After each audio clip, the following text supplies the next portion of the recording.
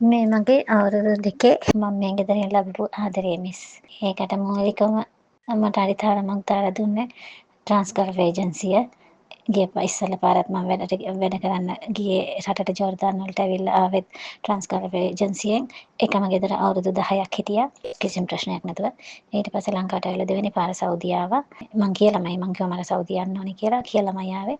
ඒතකොට Sulochana miss, තිරිණි miss, ඒ වගේ ගොඩක් ඒජන්සියේ හැමෝම මට ඉතින් ලස්සන හොඳ වැදගත් මනුස්සකම තියෙන එහෙම අපිට අපි විදිහට ඉන්න පුළුවන් මට ලස්සන හොඳ තැනක් අවංක තැනක් මට හොයලා දුන්නා.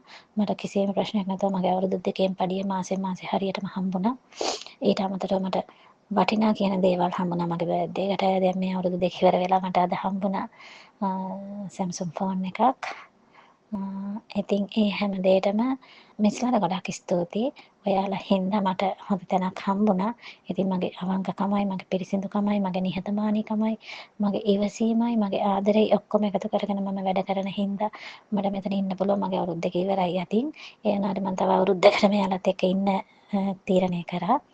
ඉතින් මට මේ රටට එන්න අඩිතාලම දාලා දුන්නේ ට්‍රාන්ස්කල්ප් ඒජන්සිය. ඉතින් ඔයාලට ගොඩාක් ස්තුතියි මිස්. ගොඩාක් පින් සිද්ධ වෙනවා.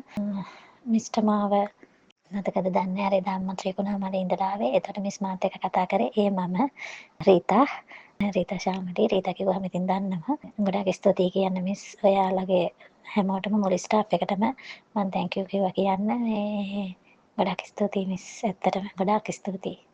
ජේසු පිහිටයි බුදු සරණයි. අල්ලා දෙවියන්ගේ පිහිටයි.